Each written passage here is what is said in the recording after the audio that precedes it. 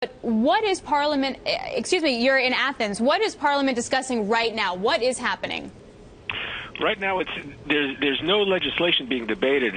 It is each party leader, and there are 7 or 8 of them, get to give a talk, give a speech on how they think things should go in response to Tsipras's remarks, which were at about 9:30 local time, about half an hour ago.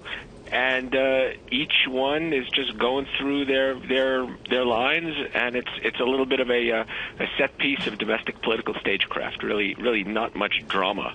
So then what happens, today. Jim? What happens tomorrow then? Well, tomorrow the what's now called the Brussels Group, which are the EU officials who used to be referred to as the Troika, are going to be back at it with Greek officials in both Brussels and Athens, and they're trying to work through their differences. And as we heard today from our sources in European capitals, they're not terribly impressed with the proposals that the Greeks have thrown their way. Andrey, from where you sit, does Greece have some kind of contingency plan? Well, I have to disappoint you because, in my view, this is actually not the main negotiations. The main negotiation is going to be about the debt level.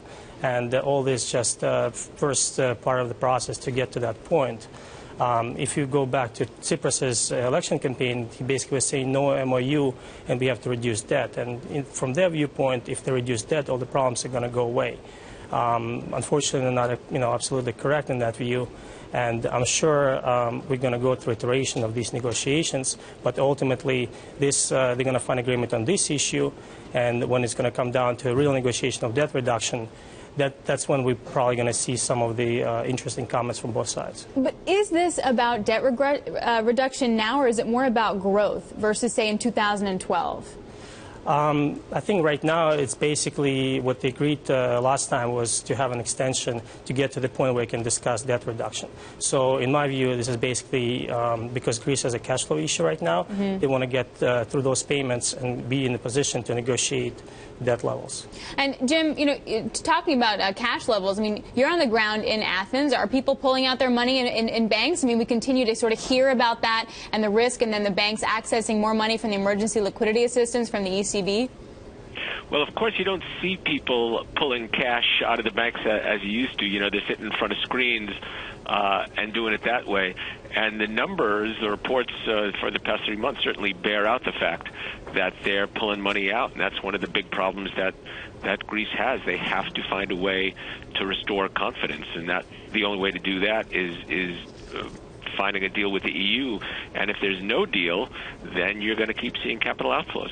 And they have a lot of money that's coming due. About 1.7 billion euros is due in salaries in March alone, and another 450 million euros in payments due to the IMF. Andrey, where are they going to get this money? This is not a long-term situation. This is right now. They need the cash. Precisely. I think they already addressed IMF payment. They already said they're going to make it, although there was some reports that they kind of threatened not to do it.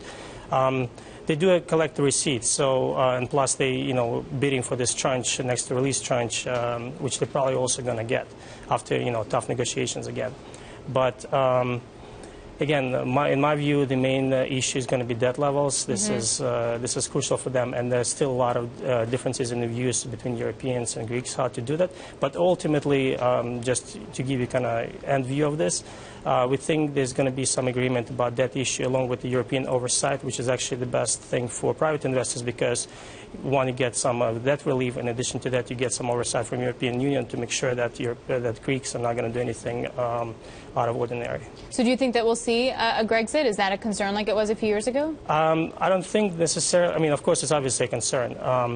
But I think at this point, capital flight is something that could cause the accident and Grexit. I think the rest of the issues are quite manageable.